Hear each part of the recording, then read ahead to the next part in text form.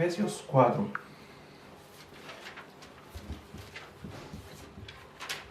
Bueno, en un periodo estudiamos el libro de Efesios hace bastante tiempo atrás, el año pasado parece, y vimos esto, pero quiero yo poder volver a hablar de este tema del crecimiento cristiano. Ustedes saben que el capítulo 4 de Efesios, sobre todo hasta el verso 16, habla acerca de la unidad que nosotros tenemos en Dios, la unidad que debemos tener en el Espíritu. Y cómo Dios constituye ciertos dones o regala dones a la iglesia. El domingo de la mañana también vamos a ver eso en el último tema de las marcas. Cómo Dios regala dones a la iglesia para poder ser edificados. Todos los dones que nosotros tenemos, tanto ustedes como los dones también de liderazgo, son regalos de Dios para la iglesia, no para ustedes. Son regalos de Dios para la iglesia, para que a través de sus dones, ¿cierto?, que Dios le ha dado, la iglesia sea edificada. ¿Cierto? Nosotros, bueno, sabemos a la luz de la Biblia que hay muchos dones. Está el don de servir, por ejemplo. Hay hermanos que tienen el don de servicio, que pueden servir con facilidad, ¿cierto? Les da gozo. Lo hacen por amor al Señor y sirven con mucho ánimo, ¿cierto?, en las cosas o en las áreas de servicio. Está también, la Biblia dice, el don de dar, ¿cierto?, el don de administrar, el don de liderar. Vayan recordándome dones también. ¿Recuerdan algunos? Misericordia, ¿cierto? De hacer misericordia. El de misericordia no es pasar y ver un pobre y decir, oh, qué pobrecito, me da pena. No, eso no es misericordia. La misericordia es, de hecho, el texto dice hacer misericordia. Es hacer cosas por el otro, ¿cierto? Incluso muchas veces negarme a mí mismo para ayudar a otros. Eso es el don de hacer misericordia. ¿Cuál más? Exhortación está también, ¿sí? Bueno, el don de enseñanza. Y nosotros somos cesacionistas, ¿cierto? Nosotros no creemos en la continuidad de los dones señales. Otros hermanos sí lo creen, pero nosotros creemos que esos dones ya no están operativos hoy, ¿cierto? Porque la Biblia se completó y creemos en la suficiencia de la Escritura y que no necesitamos revelaciones extra, ¿cierto?, extra bíblicas, sino que necesitamos solamente la palabra de Dios. Y para mí, en lo personal, el continuismo, ¿cierto?, en cuanto a los dones espirituales, pasa a llevar la suficiencia de la Escritura. Yo creo que la Biblia es suficiente y no necesitamos dones de revelación, ya que el don de lenguas, el don de profecía, ¿cierto?, fueron dones que recibían revelaciones de parte de Dios, ¿cierto? Y nosotros ya tenemos la revelación profética o la palabra profética más segura, ¿cierto? No necesitamos revelaciones extrabíblicas. La Biblia es suficiente para nosotros. Es suficiente. Entonces, hermano, todos esos dones fueron regalados de parte del Señor para la iglesia, para la edificación del cuerpo de Cristo, para que usted y yo seamos edificados. Los dones incluso de liderazgo que Dios ha dado en la iglesia son para la edificación del cuerpo, ¿cierto? No son para gobernar el cuerpo, no son para imponer autoridad simplemente sobre el cuerpo, sino para edificar el cuerpo. Y eso dice la Biblia aquí en Efesios capítulo 4, verso 11 en adelante.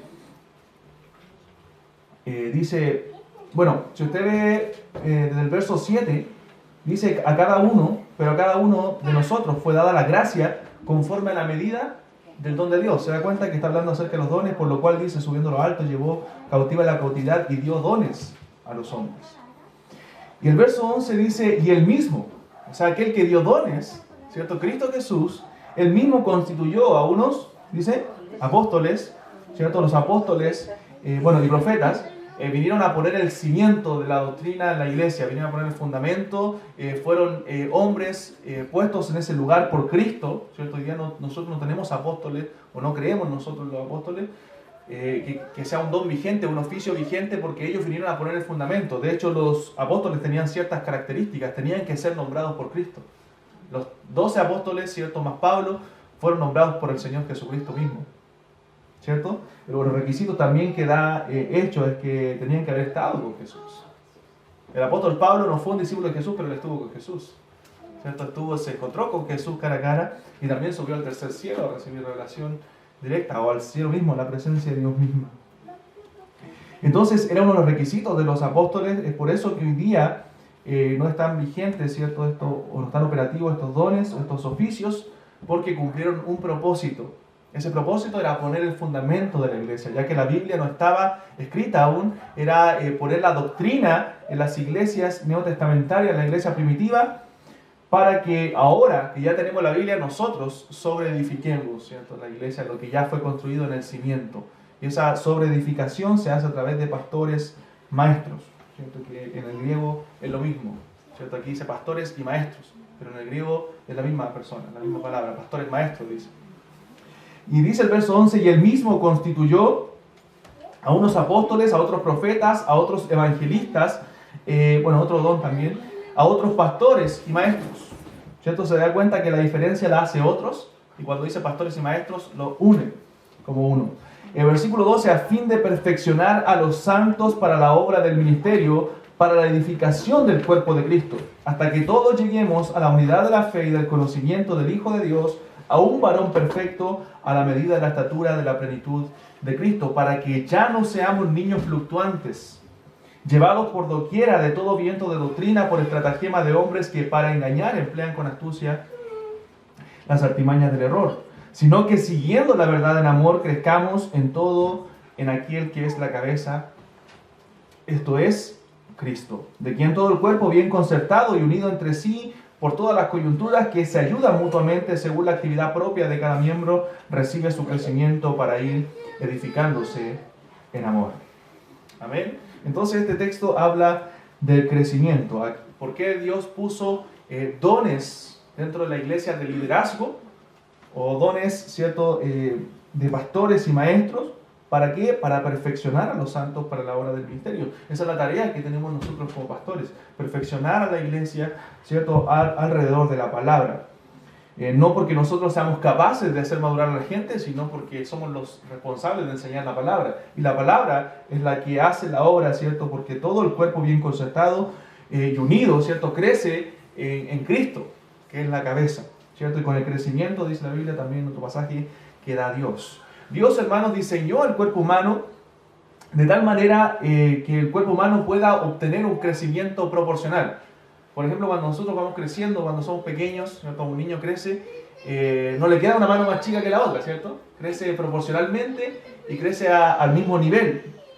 Y a menos que tenga una enfermedad, ¿cierto?, ese niño va a crecer en todo proporcional, ¿cierto? Una pierna no le va a quedar más corta que la otra, van a quedar al mismo nivel, a la misma medida.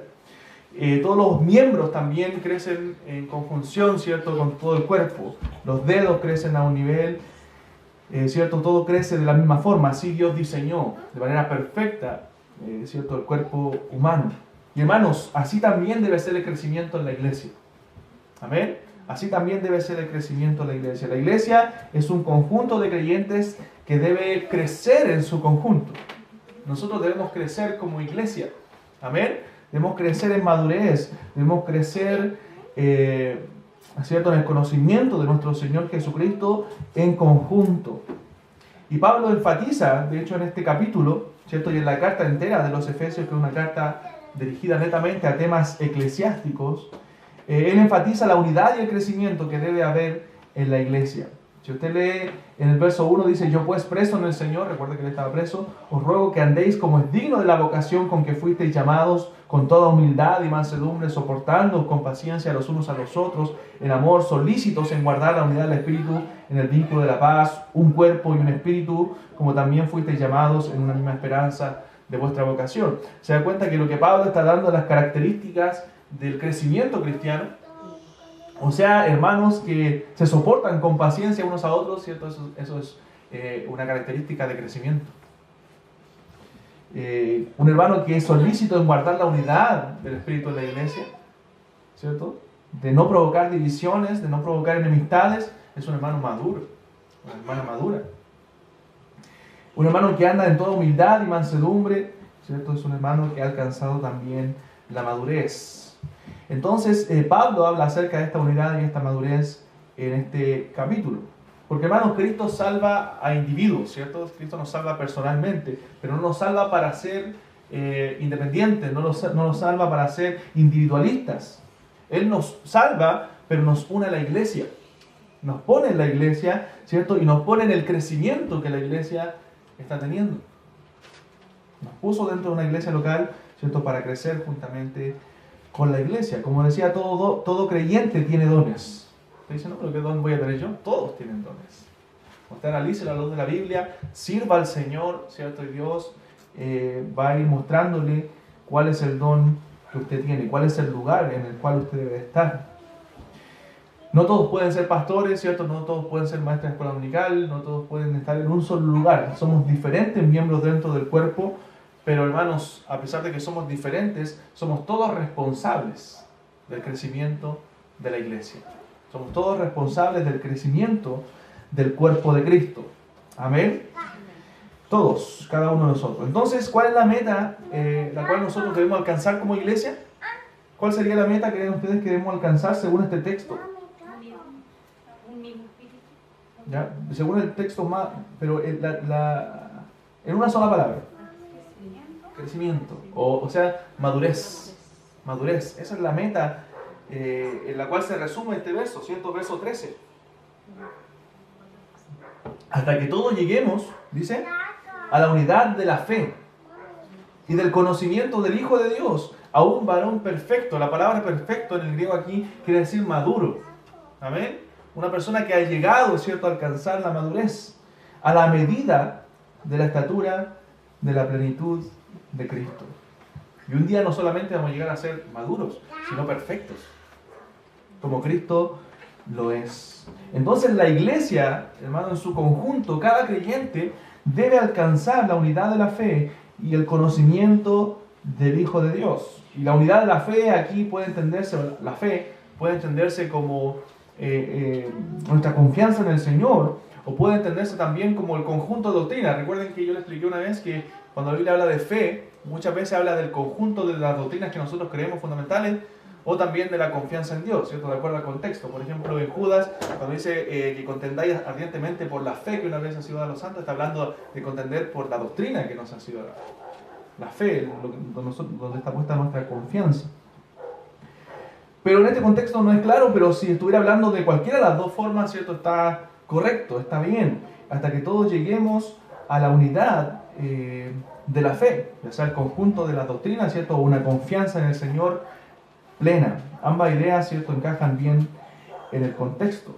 Entonces, la idea de Pablo, o la enseñanza de Pablo aquí, es que todos lleguemos a un conocimiento y a una confianza, hermanos, más profunda de Dios. Porque cuando nosotros llegamos a tener una confianza más profunda en Dios, ¿cierto?, eso se manifiesta y se muestra en una vida práctica. Se manifiesta en su andar. Cuando usted anda mejor en su intimidad con el Señor, cuando usted anda bien en una relación íntima con Dios, eso se va a mostrar en su andar. Se va a mostrar. Usted va a andar con gozo, ¿cierto? Usted va a andar bien. En cambio, cuando andamos mal con el Señor, ¿cierto?, andamos mal también en otras áreas. Incluso en la relación con nuestros hermanos. A mí no sé si a ustedes les pasa, pero a mí me pasaba, sobre todo cuando era más, cuando estaba como miembro de la iglesia, cuando yo andaba mal con el Señor, lo único que quería era que nadie me viera, ¿cierto? Marchar lo más pronto posible, ¿cierto? Porque a veces uno se acusa solo, ¿cierto? Oye, el impío sin que nadie lo persiga. Al ser justo está confiado como un león, ¿cierto? Entonces, nuestra vida espiritual se va a manifestar en la vida práctica. Como yo ando, ¿cierto? Con el Señor. Ahora, si yo al final del culto salgo rápido es para ver los últimos minutos del partido, no porque ande mal. ¿Ya? También lo mismo pasa, por ejemplo, en el matrimonio. Cuando un matrimonio, ¿cierto?, anda bien con el Señor, o cuando la vida personal de ese matrimonio anda bien con el Señor, el matrimonio también está más afianzado. Está más compenetrado, porque están bien con Cristo, ¿cierto? Y eso les lleva a buscar hacer la voluntad de Dios, primeramente. Entonces agradar también a su esposo o a su esposa, no solamente porque ama a su cónyuge, sino primero para agradar a Dios, porque es parte de la voluntad de Dios.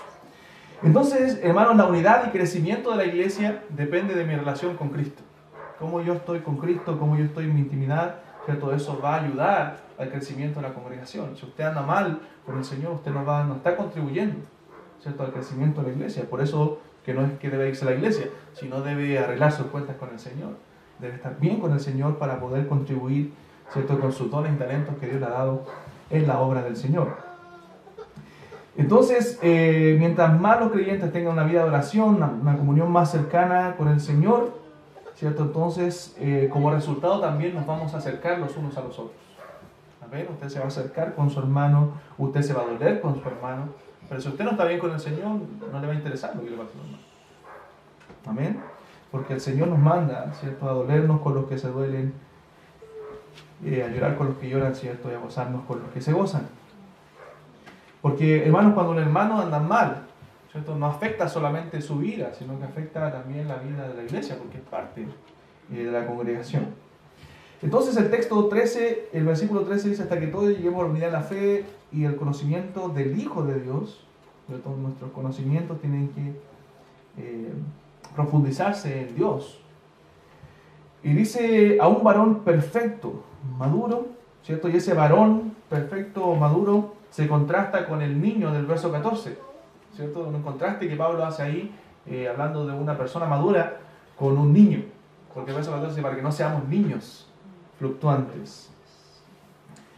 Y ese varón maduro, hermanos, tiene como modelo ¿a quién según ese verso? A Cristo. Cristo es el modelo. Cristo es el modelo. Recuerda a Romanos 8:29 cuando dice,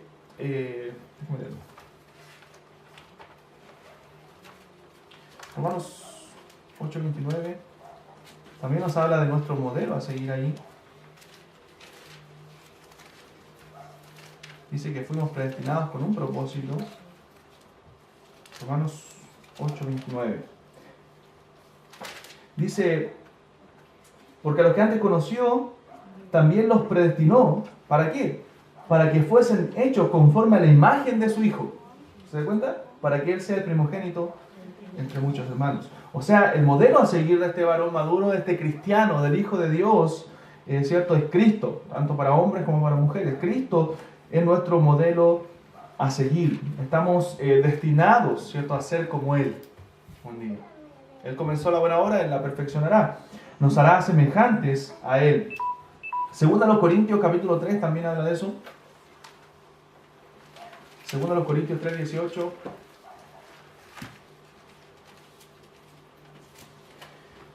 Dice: por tanto, nosotros todos, mirando a cara descubierta como en un espejo la gloria del Señor. Segunda a los Corintios 3:18. Por tanto, nosotros todos, mirando a cara descubierta como en un espejo la gloria del Señor, somos transformados de gloria en gloria en la misma imagen como por el Espíritu del Señor. Hermanos, a veces pasa también, como tomaba el ejemplo antes, los matrimonios. Cuando los matrimonios comienza a pasar el tiempo, o un buen matrimonio, me estoy refiriendo, en algunos casos pasa lo contrario, pero cuando comienza a pasar el tiempo, los matrimonios cada vez se van compenetrando más y más, conociendo más, ¿cierto? Pasan los años y ya se conocen completamente, prácticamente. Pero cuando se van conociendo y se van compenetrando, ese matrimonio también comienza a adoptar, o la pareja comienza a adoptar cosas del otro, ¿cierto? La mujer del hombre y el hombre de la mujer. Comienzan, ¿cierto?, a mezclarse, a ser prácticamente iguales en muchas formas, en muchas cosas que hacen. Así también pasa con el Señor Jesucristo, ¿cierto? Mientras más nos relacionemos con Él, ¿cierto?, más igual a Él vamos a ser. Más nos vamos a encantar de Él, ¿cierto? Más vamos a querer ser como Él, ¿cierto? Porque Él es nuestra medida, Él es nuestro modelo a seguir, hasta que todos lleguemos a un varón perfecto, dice, a la medida de la estatura de la plenitud de Cristo. Ahora, de este lado, ¿cierto?, del cielo, nunca lo vamos a alcanzar, ¿amén?, a ser como Él. Pero un día, ¿cierto?, cuando ese proceso de santificación en nuestra vida ya esté terminado, seremos como Él es. Amén. Ese día cuando nosotros seamos transformados y seremos semejantes a Él, con un cuerpo como Él. No seremos dioses, pero sí seremos en cuerpo, ¿cierto?, como Él, perfectos, sin pecado, completados. O sea, completa la obra que Él realizó por nosotros.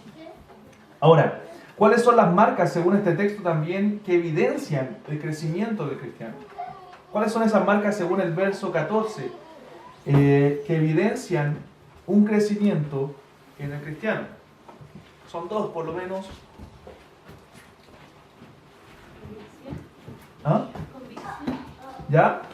Más bien que convicción, estabilidad doctrinal. ¿Cierto? Que es algo parecido a lo que...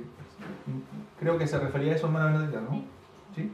Estabilidad doctrinal. Verso 14 dice, para que ya no seamos niños fluctuantes. ¿Cierto? Llevados por doquiera de todo viento de doctrina por estratagemas de hombres que para engañar emplean con astucia las artimañas del error. Entonces un cristiano maduro, un cristiano que ya ha crecido las cosas del Señor, no estamos diciendo que lleve 20 años en la iglesia, porque eso no dice absolutamente nada. He conocido muchos cristianos ya más de 20 años y nunca ha habido madurez espiritual, ¿cierto? Permanecen como niños eternos. Hay personas que pueden llevar un par de años y ya están en un proceso de madurez bien avanzado porque han procurado escudriñar las escrituras, ¿cierto? Y madurar en las cosas del Señor. Y muchos son niños fluctuantes, ¿cierto? Que son llevados por las olas, arrastrados para allá y para acá, inestables. Eso quiere decir la palabra fluctuantes, son inestables. En cambio, los creyentes maduros, ¿cierto? Tienen una estabilidad en cuanto a la doctrina. En cambio, los inmaduros son llevados de un lado para otro, ¿cierto? Con los vientos huracanados de las falsas doctrinas. Siempre andan buscando normalmente algo nuevo. Cuando ya se aburren de algo, ¿cierto? Lo dejan y toman cosas nuevas. Hermanos, en la Biblia no hay nada nuevo. Nada que los creyentes por 2000 años no hayan visto. Entonces, oye, esto es nuevo, esto no lo practica la iglesia, esto nunca nadie lo ha mencionado. Entonces, preocúpese, lo más probable es que sea una falsa doctrina. Lo más probable es que sea una herejía porque no hay nada nuevo. Hay cristianos mucho más sabios, ¿cierto? Mucho más espirituales que nosotros, sobre todo los de siglos pasados, que el Señor les iluminó mucho en su palabra y vieron, ¿cierto? Y los apóstoles que pusieron los fundamentos de la iglesia. Entonces nosotros no vamos a encontrar nada nuevo, hermano. Nada nuevo. Pero en cambio los niños fluctuantes muchas veces son inestables en cuanto a la doctrina, falta de convicciones firmes, ¿cierto? Y eso es una clara señal de inmadurez. Cuando una persona no tiene convicciones firmes en su vida, en todo tipo, en todas áreas, ¿cierto? No solamente en la doctrina, sino en su propia vida, en sus propias decisiones, en su matrimonio, etcétera, si es casado. Entonces, eso es una clara señal de inmadurez. Una persona madura es estable en cuanto a estas cosas. ¿Por qué? Porque una persona madura conoce las Escrituras, conoce, quizás no todos los detalles, ¿cierto? Porque siempre estamos en un constante aprendizaje, pero él conoce la doctrina. Por tanto, hermano, no se va a dejar mover fácilmente. Amén. Como Lutero dijo, ¿cierto? Cuando trataba de ser convencido de lo que él creía, si no me convencen, decía él, por el testimonio de la Escritura, entonces no pidan a mi conciencia que yo cambie, porque es imposible. A una persona madura le pueden decir muchas cosas, pero si no le muestran por las Escrituras, ¿cierto? No va a ser convencido. No va a ser convencido porque tiene estabilidad doctrinal. La Escritura manda en su vida. Entonces, hermanos, hay doctrinal. Amén. Cuando la Biblia tiene la autoridad, nosotros creemos en la suficiencia y en la inerrancia de las Escrituras. Y eso es una doctrina muy importante. Los que van a ir a la conferencia van a poder escuchar ese tema. Porque algunos creen en la suficiencia de la Escritura. En el sentido de la suficiencia significa que creen que la Biblia cumple el rol que Dios le mandó, tiene el efecto en la vida de las personas, pero no creen en la inerrancia de la Escritura. O sea, no creen que cada palabra de la Biblia es inspirada. Algunos creen que la Biblia tiene ciertos errores. Pero creen que la Biblia puede hacer el trabajo, ¿cierto?, de salvación. Creen que contiene la palabra de Dios. Creen que la suficiencia, pero no creen en la inerrancia. Nosotros creemos en la suficiencia y la inerrancia de la Escritura. Creemos que cada palabra ha sido inspirada por Dios. Amén, en los textos originales. Amén, cada palabra es inspirada y que la Biblia no contiene errores. Tenemos la inspiración, ¿cierto?, plenaria y verbal de la Biblia. Cada palabra fue inspirada por Dios. Algunos que creen en la suficiencia de la Escritura solamente creen que la idea, ¿cierto?, del versículo, la idea del texto es lo inspirado. Pero no, cada palabra de Dios es inspirada. Entonces, para que no seamos niños fluctuantes llevados por doquiera de todo viento de doctrina, por estratagema de hombres, ¿cierto?, que para engañar emplean con astucia las artimañas del error. La palabra artimaña viene del griego, donde viene nuestra palabra dado, o un juego de dados. Se usaba para cuando jugaban dados, ¿cierto? Y se hacía una trampa, un engaño para el juego, ¿cierto? Para ganar. Entonces ahí viene la palabra artimaña, es una trampa, un engaño. Amén. Entonces, hermanos, no debemos dejarnos engañar. Los niños fluctuantes, ¿cierto? Muchas veces se dejan engañar por cada cosa que escuchan y se impresionan por cada cosa que escuchan. Y no debe ser así. La Biblia debe convencernos. Si estamos equivocados en algo, la Biblia debe mostrarnos, no palabras simplemente. No porque eso nos dijeron que era mejor, no, sino porque la Biblia lo dice. Amén. La Biblia lo dice que es lo correcto. Por eso dice la Biblia en 1 Corintios también 15 que las malas conversaciones corrompen las buenas costumbres. ¿Has leído ese versículo? Eso habla de la falsa doctrina. Se lee el contexto y va a ver que habla de la falsa doctrina. Las malas conversaciones pueden corromper, ¿cierto?, las buenas costumbres muchas veces si usted es un niño fluctuante. El error daña. Amén. Entonces, esa es una evidencia de la madurez, la estabilidad doctrinal. Estamos, hermanos, viviendo tiempos difíciles donde muchas veces la gente que llega a la iglesia no sabe qué es lo correcto y qué es lo que no, ¿cierto? Y cuesta mucho tiempo a veces que una persona entienda realmente qué es lo correcto y qué es lo que no es correcto. Es por eso que cada día más debemos afianzarnos a la palabra de Dios, a la Biblia, para saber qué es lo que es correcto. Todo está en la palabra de Dios. Y si una práctica que tenemos dentro de la iglesia o una doctrina, ¿cierto?, que hay una diferencia entre práctica y doctrina, contradice lo que la Escritura dice, entonces eso hay que eliminarlo, hay que sacarlo. Amén. Hay que sacarlo de las vidas y de la vida de la iglesia. Pero si eso no contradice la Biblia, entonces vamos por buen camino. Entonces, hermanos, hay que tener esa estabilidad doctrinal y para eso hay que tener convicciones claras y para eso hay que conocer la Escritura. Es imposible que usted pueda tener una estabilidad doctrinal, ¿cierto?, si no conoce la Escritura, ¿cierto? Porque la doctrina está en la Biblia. Entonces debe interiorizarse la Escritura. Yo, en unas semanas más, creo que llegando a la conferencia el domingo siguiente, voy a estar enseñando cómo conocer la Biblia. Entonces me voy a tomar una o dos clases, cómo conocer la Biblia, donde voy a enseñarles, ¿cierto?, las 5 cosas a los que les he enseñado un discipulado.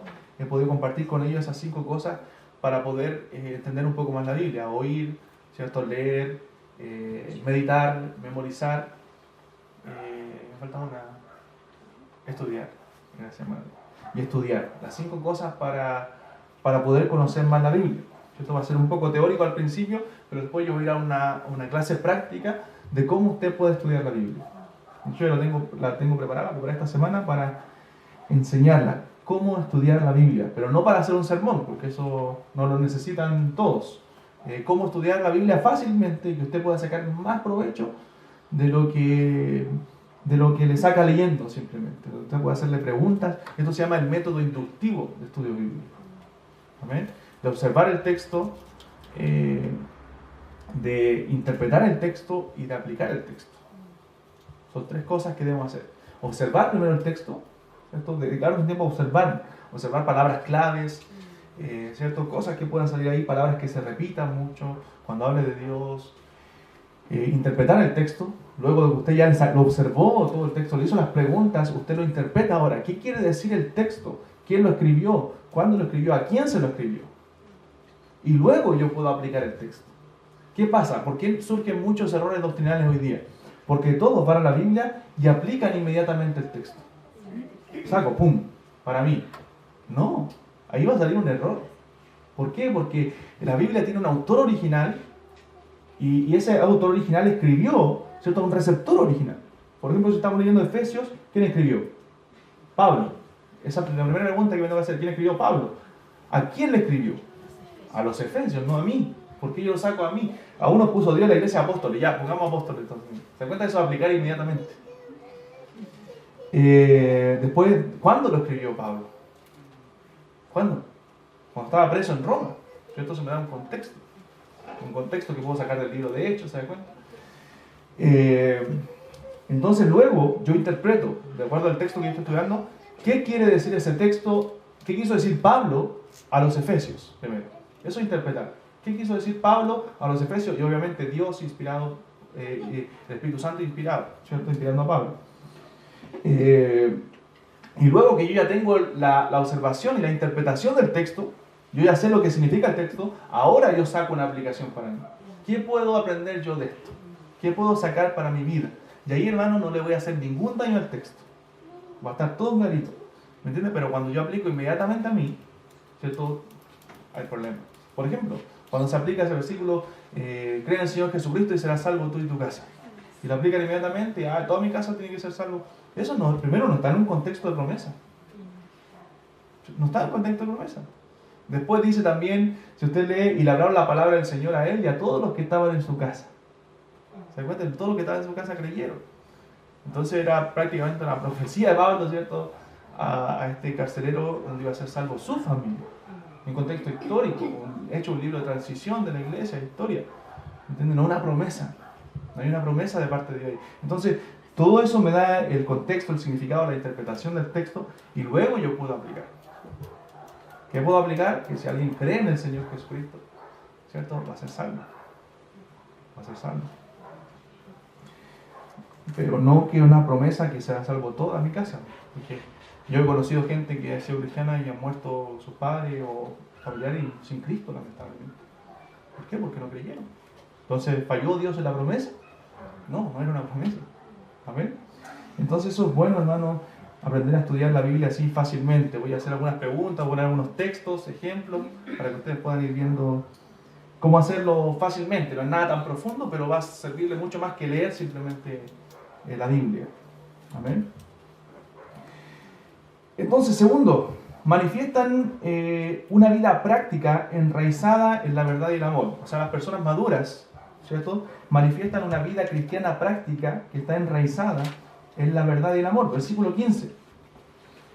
¿Cierto? Para que no seamos niños fluctuantes, dice, llevados de allá para acá, sino que siguiendo, ¿qué dice? La verdad del amor, crezcamos en todo en aquel que es la cabeza, esto es Cristo.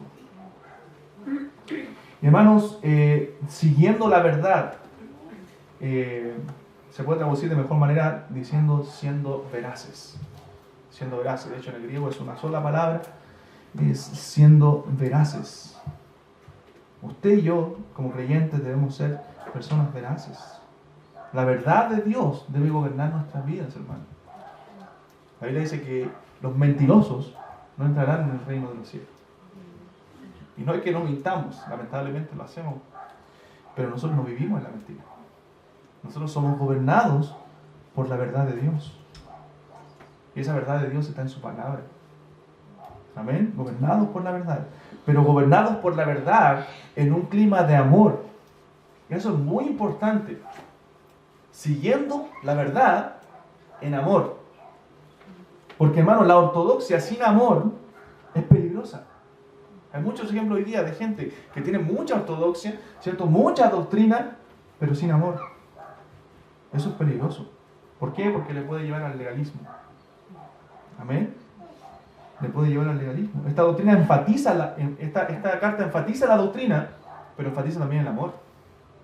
Mire, veamos algunos textos. El capítulo 1 del mismo Efesios, versículo 4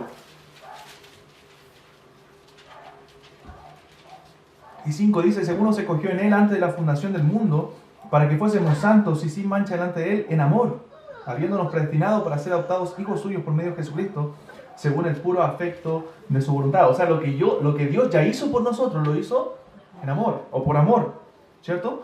Versículo 15 del mismo pasaje: por esta causa también yo, habiendo oído de vuestra fe en el Señor y de vuestro amor para con todos los santos. Capítulo 2, verso 4, dice: pero Dios, que es rico en misericordia, por su gran amor con que nos amó. Capítulo 3, verso 17, para que habite Cristo por la fe en vuestros corazones, a fin de que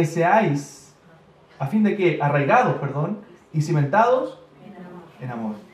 Capítulo 4, verso 1 y 2, yo pues ruego en el Señor Yo pues preso en el Señor, os ruego que andéis como es digno en la vocación con que fuisteis llamados, con toda humildad y mansedumbre, soportándoos con paciencia los unos a los otros, en amor. Amén. En amor. Versículo 15 y 16.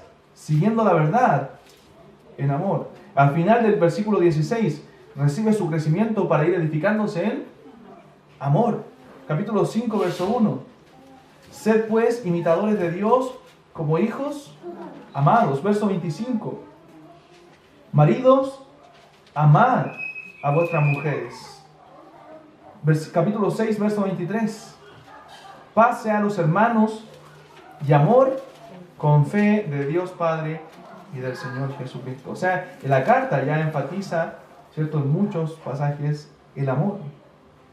Nos enseña que Dios nos amó en la eternidad, ¿cierto?, cuando nos escogió, nos demostró en la cruz, y que ese amor debe ser mostrado por nosotros también a los demás creyentes. ¿Se da cuenta? Todo comienza con Dios. Todo comienza con Dios, y ese amor es dado a nosotros para que nosotros amemos a nuestros hermanos. Hermanos, la iglesia es el resultado del amor de Dios. Amén. La iglesia es el resultado del amor de Dios. La verdad, sin amor, pierde su poder persuasivo. Amén. Yo puedo predicar la verdad, pero si no amo, ¿cierto?, a la gente a la cual estoy predicando, hermano, va a perder un poder persuasivo esa verdad. Va a ser una verdad. Dios puede hacer la obra igual.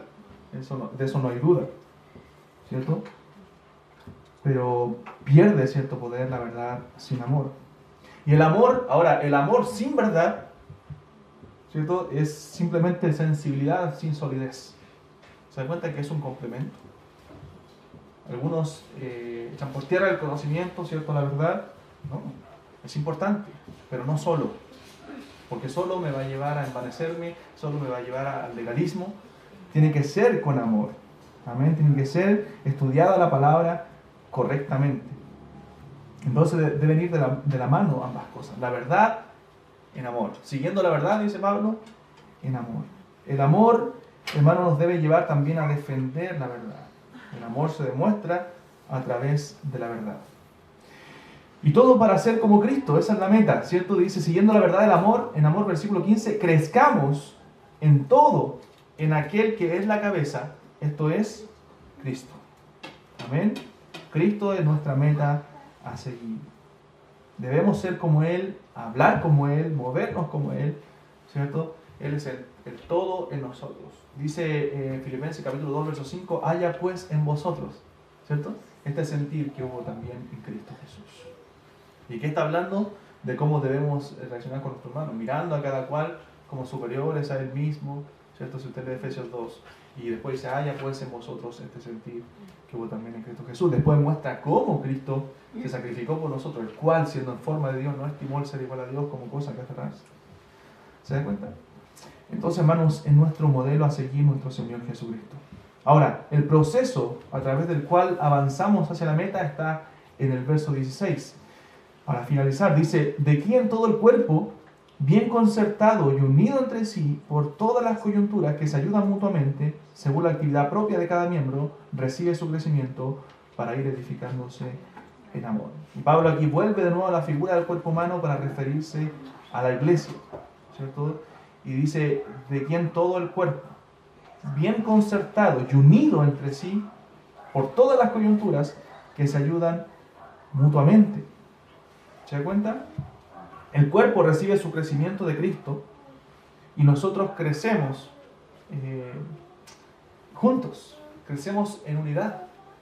Todos los miembros van creciendo, ¿cierto? Están unidos entre sí por las coyunturas, ¿cierto? Un hueso se une a otro por esas coyunturas que hay entre ellos y tienen un significado dentro del cuerpo, tienen una importancia aún, ¿cierto? Tiene una importancia porque el cuerpo se va uniendo. ¿Qué dice Colosenses 2, 18 y 19? Colosenses 2, 18 y 19 dice, nadie os prive de vuestro premio, afectando humildad y junto a los ángeles, entremetiéndose en lo que no ha visto, vanamente hinchado por su propia mente carnal, y no haciéndose de la cabeza, en virtud de quien todo el cuerpo, nutriéndose y uniéndose, y nuevamente menciona ahí, por las coyunturas y ligamentos, crece con el crecimiento que da Dios. Cristo da el crecimiento a la iglesia, ¿cierto? Y a través de nuestra unión con Él, crecemos. Mientras más la iglesia, ¿cierto?, esté unida a Cristo, más la iglesia va a crecer. Entonces, mientras más estemos obedeciendo a su voluntad, mientras más pasemos en su presencia, hermanos, más usted va a crecer como cristiano. Esté cerca de Cristo, esté unido a Cristo, y usted va a crecer naturalmente. Eso es lo que dice, de hecho voy a tomar ese ejemplo cuando enseñe este método inductivo, de Juan capítulo 15. Cuando usted ve 11 versículos o 17 versículos, ahí en Juan capítulo 15, y 11 veces menciona la palabra permanecer. Permanecer. Entonces, si yo estoy estudiando la Biblia y estoy estudiando Juan capítulo 15, verso 1 al 17, no puedo obviar, ¿cierto?, la palabra permanecer ahí. 11 veces. ¿Y qué está diciendo Cristo? Que Él es la vid verdadera y nosotros los pámpanos. Y así como, ¿cierto?, el pámpano permanece en la vid y lleva fruto, así también nosotros. ¿Qué debemos hacer? ¿Tratar de llevar fruto? Muchos se esfuerzan por llevar fruto. ¿Quiero llevar fruto? No, pues esfuércese por permanecer con Cristo. Permanezca en la vid. Aférrese a Cristo. ¿Y sabe lo que va a pasar? Naturalmente va a llevar fruto. Naturalmente. Porque el que permanece en la vid lleva fruto. Eso dijo Cristo. Y separados de mí, nada podéis hacer. Entonces, no se esfuerce por hacer obras para agradar a Dios. Esfuerce por permanecer con Cristo y hacer su voluntad. Y usted va a llevar fruto. Amén. Frutos dignos de arrepentimiento. Entonces, hermano, Cristo es el que provee unidad y coordinación. Dice, según la actividad propia de cada miembro, recibe su crecimiento para ir edificándose en amor. Estamos concertados, ¿cierto?, y unidos. Cristo provee esa simetría y esa coordinación al cuerpo. Cristo fue el que nos puso, ¿cierto?, en el cuerpo. Él nos puso en la iglesia. Y Él nos provee y nos capacita, ¿cierto?, para estar unidos al cuerpo. Y le da dones al cristiano para el beneficio de los demás miembros. Y dice que se ayudan mutuamente. En el cuerpo humano, ¿cierto?, todos los miembros están conectados, todos los miembros se ayudan. Una pierna ayuda a la otra, ¿cierto? Hay un dicho de una mano ayuda a la otra, ¿cierto? O no, una mano... No, pero lava la cara, dice. Una mano... una mano lava la otra a veces y las dos lavan la cara. Ahí está. Una mano lava la otra y las dos lavan la cara. ¿Cierto? Entonces es unión. Unión, se ayuda mutuamente. Y la coyuntura, ¿cierto?, es el punto de contacto en donde dos piezas se tocan, dos piezas se unen.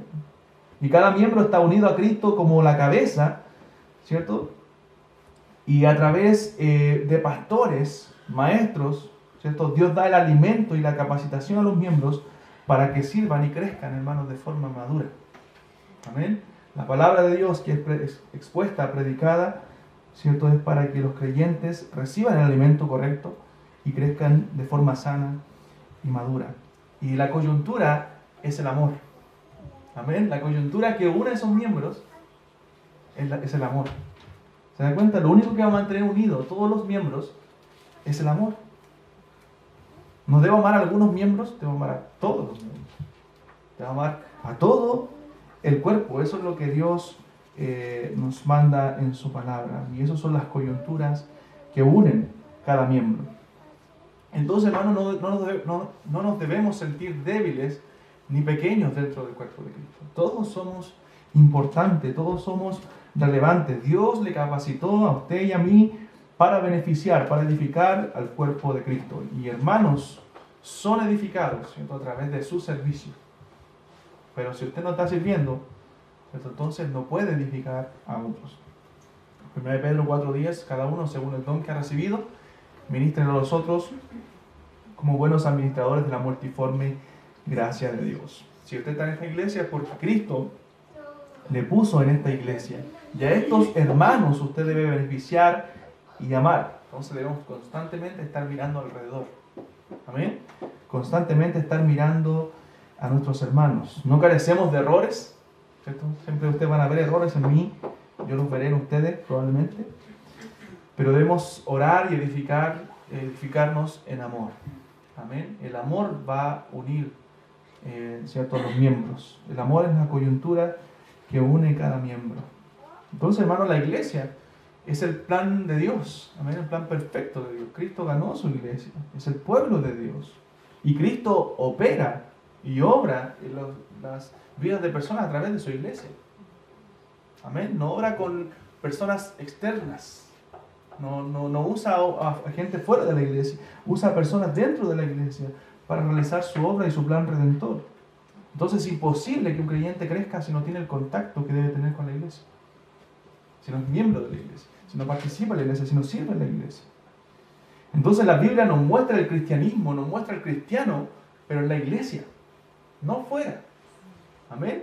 Ve al cristiano en la Biblia y lo va a ver siempre en la iglesia. Si aquí está hablando del crecimiento cristiano, le está hablando, hermano, de una iglesia. Pablo escribió todas sus cartas, la mayoría de sus cartas a iglesias y a pastores que estaban pastoreando iglesias.